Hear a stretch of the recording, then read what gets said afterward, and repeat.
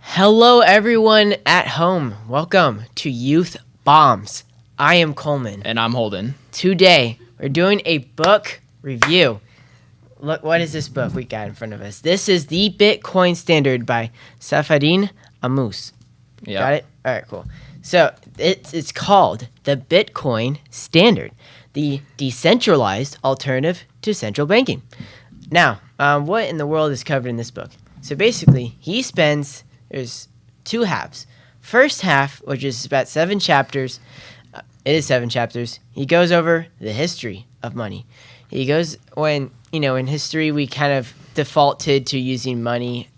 We started with bartering. Bartering was great, but then not excellent because there's flaws to it, especially when you start to upscale the economy. So it's like, okay, well, gold's pretty good because there's a limited amount of it. People can't, spend it recklessly. It seems to be pretty stable, so that was solid too. But then he talks about how we slowly entered the modern era of the fiat unsound money, and all the implications of that thereafter. And then he goes into, well, now with all that predicate and backstory established, what is this new thing that's Nakamoto? What's his name? Satoshi Nakamoto. Thank you.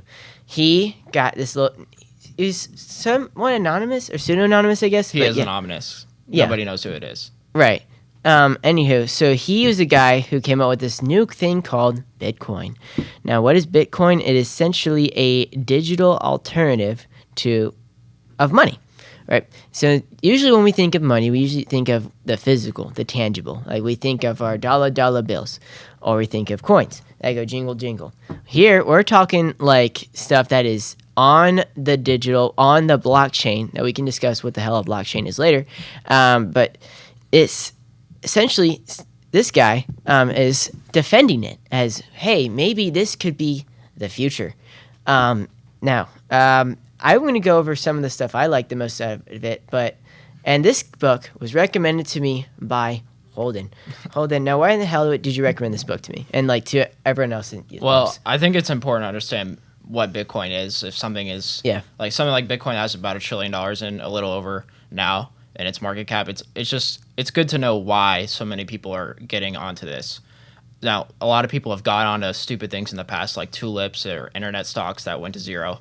And, so just because a lot of people are doing something or buying something doesn't mean you should buy it. But it's probably a good idea to understand what it is. So essentially, once you get your understanding of economics, I believe in order to understand economics, you got to understand money because it's the most important good. Yeah. So, and then you got to understand what makes good money. And I think he does a good job of explaining what makes good money. And so Bitcoin is supposed to replicate the properties of money that make the best money. So that's why I recommended it. Cool. Now, I'm going to go over some of my favorite parts of like the introduction, of like prefacing the history of money. Now, one of my favorite parts was, or I guess, how do you say it? Mind-opening parts. We'll get into the favorite part later, but the biggest red pill was the background of little old John Keynes.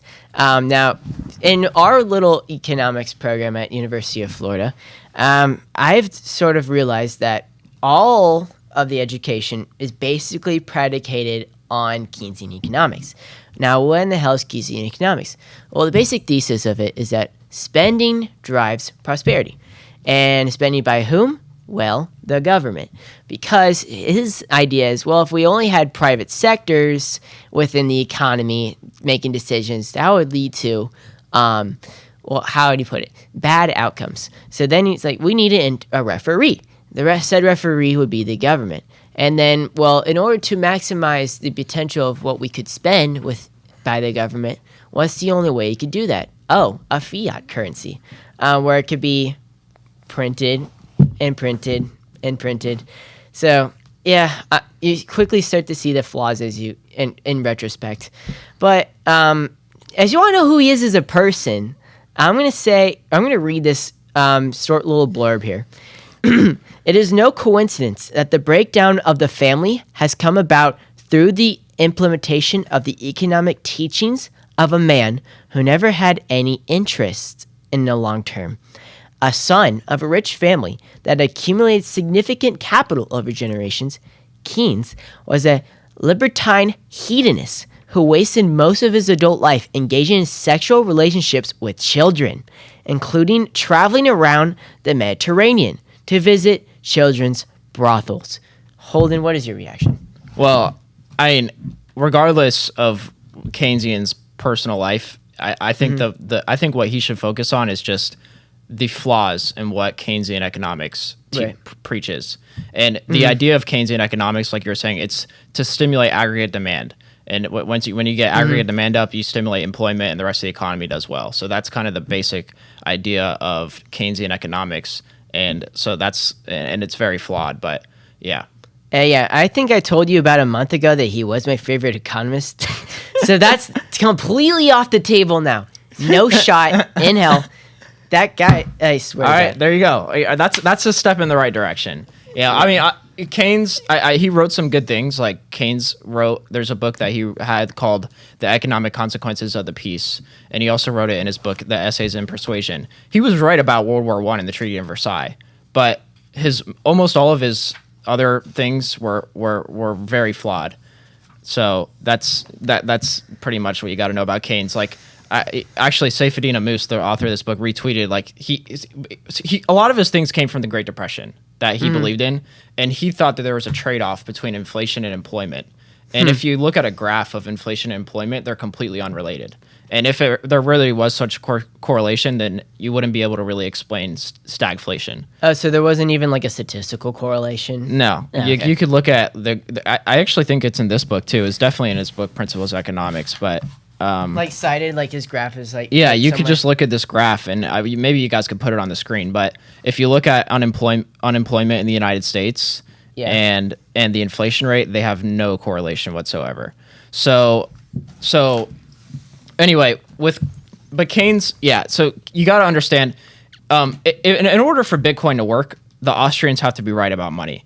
Okay, so that's something you got to first say, and that is any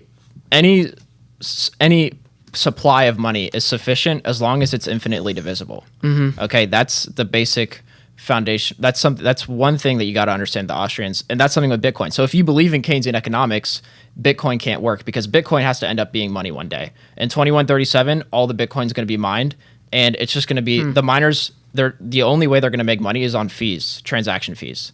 So it has to function as money at some point. Wait, there actually is going to be a completion date of when all the possible Bitcoin is going to be mined? It's going to be 2137. There's going to be no more Bitcoin. And it talks about it in this book where the Bitcoin supply versus the gold supply increase versus the dollar supply increase versus the yen supply increase. And Bitcoin is going to be, I think, even starting like last year or something after the halving, or I think it happened this year. But now Bitcoin is expanding at a slower rate than any other good or currency. So yeah, I don't know. It's somewhere in this book. Yeah. Okay. And then I'll get into the other aspect of it. It's interesting how something that's digital is okay. Well, yeah, it kind of makes sense. But was that arbitrary though? Like that limit of like 2037, all the Bitcoin's gonna be mine. It's an estimate based. It's an estimate, but it's gonna be around that time. Oh, okay. Yeah, it's gonna be around that time. So yeah. So so it has to be money, and the question is what makes good money, and he goes over in that book, and obviously like one of the things that I'll say we didn't go straight to gold. Like we had different monies, like grain was money. Yeah. Cattle was money. Yeah. Hence the word pecuniary means money. And then you got like a bunch of other things were money. But cattle didn't function well as a medium of exchange. Okay. Yeah. So that's why cattle couldn't be money. And, but gold was a better medium of exchange. But even gold, it's hard to buy small quantities of stuff with gold. And that's where silver came about. It's not easily divisible. That's like one of the... And it's not easily divisible. It's not transportable. Yeah. Money has to be... I think to understand money, it has to be a unit of account, a medium of exchange, a store value. And that's like really important because if your money's going to lose all of its value in the next week, it doesn't make good money. And that's obviously an extreme example, but I'm just using the extreme to illustrate its importance. But it has to be unit of account, medium of exchange, store value. It has to be divisible, portable, and exportable. Yeah. So if it could do that, then it could function well as money. But obviously, what has been a good store of value throughout thousands of years has been gold, and that's why gold got monetized as money. So the market decided this is what we're going to accept. But money actually is not a government creation. I think this is another thing that a lot of people don't understand is money is a function, it's a good that we use that's more efficient than barter. Okay, so if we were to barter with things, the economy would be extremely inefficient. Like if I tried, it would just be, productivity would fall, it would collapse. So it's really important that we have an efficient medium of exchange that's cheap and fast. So so that's one of the things I think he was really trying to get home within those first 8 chapters. Another thing I'll bring up, and then one of my favorite parts of the book was when he talks about time preference. And you would never expect this, ladies and gentlemen, but there's a relationship between a person's time preference and art. Hear me out. So what is time preference? So it goes down to the basic marshmallow experiment, as he describes. So you imagine I put down a marshmallow and I tell a kid, hey kid, you can have this one marshmallow right now, or we can wait 24 hours and you get not one, but 2 marshmallows. What are your thoughts?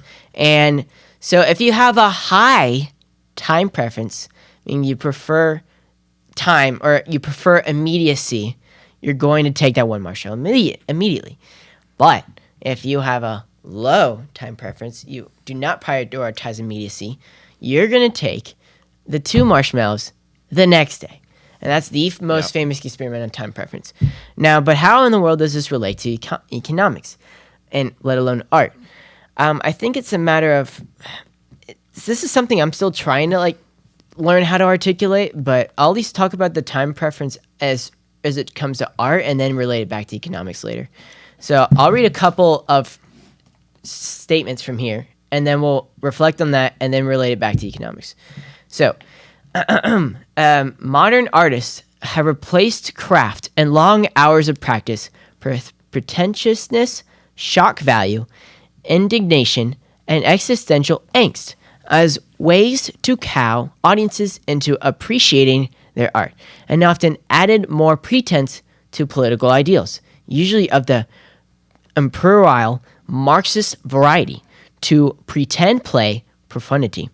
And then he goes on to say, naturally then, neither beauty nor longevity matter anymore, replaced with political prattling and the ability to impress bureaucrats who control the major funding sources to the large galleries and museums, which have become a government-protected monopoly on artistic taste and standards for artistic education. So I think to break this down in the economic sense, one of Keynesian's tenets, as we brought up, was to stimulate aggregate demand through spending. Now, what happens when you try to if you're not patient as a society per se, and you try to overstimulate aggregate demand, for instance, the problem is in order to really get as much, return on that demand you're trying to get, you resort to more and more extreme ways of grabbing their attention, by which they're more and more, as he points out in the book, such attempts to get the people's attention are increasingly more like, I guess, what do you call it? Low quality, provocative, shock value, very little substance in the immediate, but yet it still happens to get people's attention. Like, say, for instance, ask yourself, why is there so much negative news? Well, because, the negative news gets people's attention, or the negative stories or rage bait trends get people's attention. It's the same sort of concept. Colton, do you care to elaborate on this a bit more for people to help people understand? I think it's important to understand you have to, in order to have a prosperous society, you have to have low time preference. And you get low time it's hard to have a low time preference when the currency is burning. Okay, so when the currency is not a good store of value, you have high time preference because you need to get things now because the money's losing its value. Okay, so the harder the money is, the easier it is to lower your time preference because you know you'll have purchasing power in the future. And that's like where it comes from. So property rights have to be number one for protection because then you have the ability to save and accumulate property. So. And then you can only really do that if you have money that is a store of value. Because if your money's not a store of value, then what's the point in saving for the future? All right. So, and you could see interest rates. Like there's this. If you look at the last 40 centuries of interest rates, like you could go back to ancient societies, interest rates usually go down over the long term because time preference is lower. All right. So interest rates are really important because they are trying to reflect supply and demand. And when people have low time preference, they save more and interest rates go down in a free market. Yes. So that is what's going on here. You need to have a low time preference to create prosperity, or else nobody cares about the long term. And that has tremendously horrific effects. Oh, yeah. Totally. Yeah. And like what Keynes once said, I think he said in this book, well, who cares about the long term? We're all dead. Yeah. That's what he said. Yeah, that was actually taught verbatim in my class too. So, really? Yes. Like when my professor said, who cares about the long run? We'll all be dead. So yeah. That was just this past, not summer, but spring semester. So again, I didn't realize it was echoing Keynes, but now in retrospect. Yeah, it's all Keynesian. Makes sense. Yeah, it's all Keynesian nonsense. I mean, if we have savings, that's how we have capital, and then that's capital that could be lent out for capital investment. That grows the economy. So that's what actually grows the economy, not spending. Right? You can only spend something if someone produced something, and you can only produce something if you use land, labor, and capital, and lower your time preference to create stuff. Yeah. Now, maybe with the last few moments we can help the audience explain a little bit more what Bitcoin is. I try to offer as much as what I could about the currency. I think as it is now, tell me if I'm, it's good, but it's not great. Like in the sense there can still be it needs more time to develop. It needs more people to not necessarily admins because it's all run by the people. And it's all open source, but for some reason, it's still not as secure as we would like it to be. Now, why is that? Well, Bitcoin doesn't have nearly enough capital in it right now to function as money. So it would be a terrible form of money right now. Right. It would be terrible. It has about $1 trillion, whatever, or a little over $1 trillion now. It needs way more. It needs way more capital. It needs to subsume. The way that Bitcoin will work is if it subsumes much of the worth of bonds.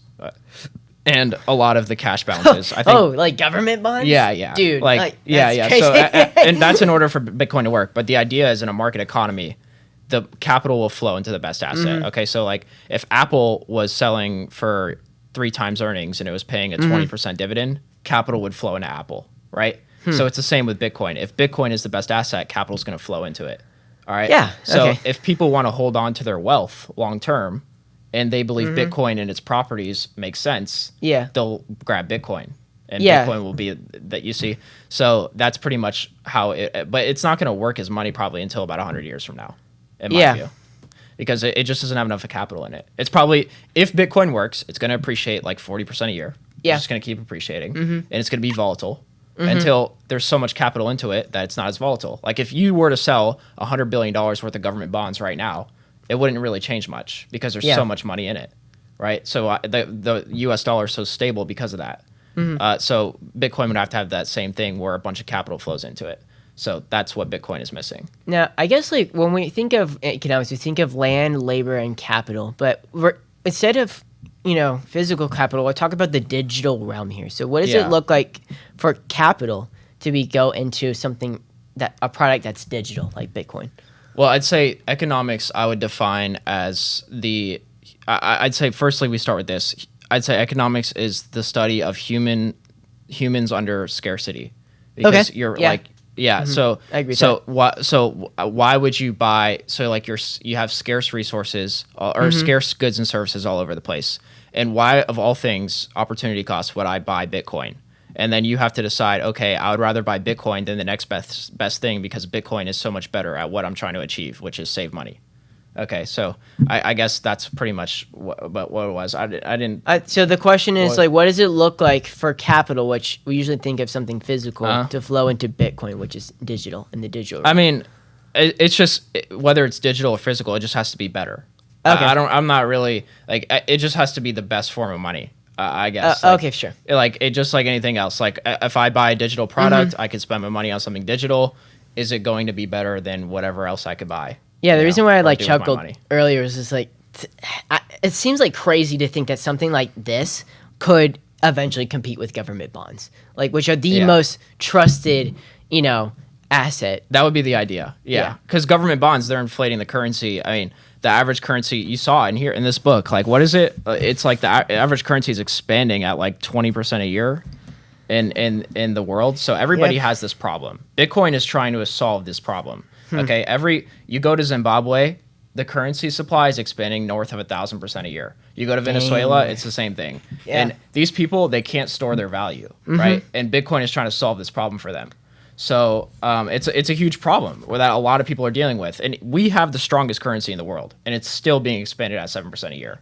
The strongest currency. Yeah. All right. So, and it's real. Every government either has or every nation state has a what do you call it? A currency that's either tied to a central bank, or the currency is pegged to another currency that has a central bank. So all of them have the incentive to just print money because it is infinite. It's just purchasing power transferred to you from someone else. So I mean, governments have done that for a while, but yeah, the point is, I mean, I don't know where this chapter is. You could figure it out in this book if you want to read it. The currency supply is being expanded massively all over the place. Yeah, there's been hyperinflation things all over the place, over the last 100 years or whatever. So I mean, it's not a new phenomena. Yeah. Okay. Now, I know since Bitcoin's still a bit volatile right now and it needs more capital in order to be more stable. Is it something that people can actually use in the present? Sure, but it's not the thing is you don't know. I wouldn't want to lend you money in Bitcoin for 30 years, and get paid back in Bitcoin because the uncertainty maybe 30 years isn't a good example. Let's say 1 year. All right. Yeah. Let's say I wanted to lend you 1 Bitcoin for a year, and you were to pay me back a Bitcoin and a half. Yeah. How would I know you would be able to afford that? 1 and 2, because what if the price appreciates significantly? And also, how do I know that I am going to be able to get what if 1.5 Bitcoin is 20% less? I just got killed. So that's the thing with Bitcoin. You have to be able to lend in it, right? A currency you have to be able to lend the currency. So we can't really do that right now because you can, but it's just a lot of risk in it. Right. A corporation or a bank isn't going to lend Bitcoin seriously, right? Yeah, right. I'm sure you could find some example where it happens, but to be brought to an institutional mainstream level, it would just have to have far less volatility. That's the real problem with that. Okay. And then I guess so if it seems, volatile and then risky to use, etc., it's hard to understand then why would the Biden administration, for instance, be so vested in cracking down and trying to regulate this thing?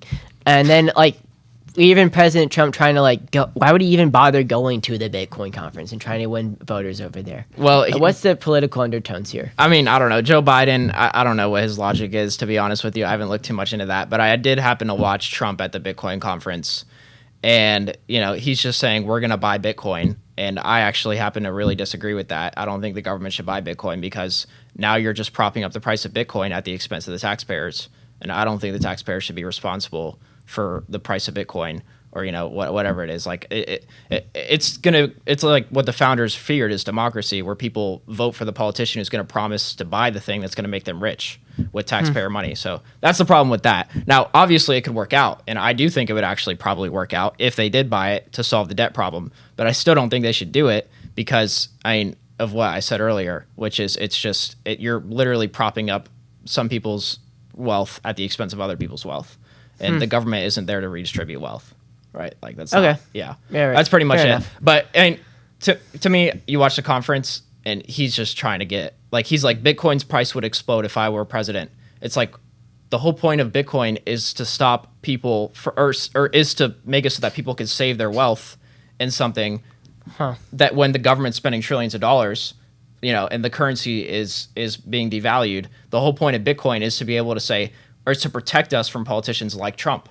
So, but if the Bitcoin price is dependent on President Trump, you shouldn't buy Bitcoin. Okay, you should not buy Bitcoin if it's dependent on a politician. The whole point is to be outside of politicians. So it just shows me he doesn't understand Bitcoin. That's all. That's what I got from that. Which is what here nor there. I'm just saying what I saw from what he said. It kind of just was it just flabbergasted me, to be honest. Okay. Yeah. So I guess my main takeaway is I enjoyed this book overall. If anyone wants to learn about Bitcoin or speculate what it could be like in the future, like 100 years, feel free to get this book. I enjoyed it. Hey, and I think if anyone is remotely interested in economics or let alone the history of money, I would recommend it.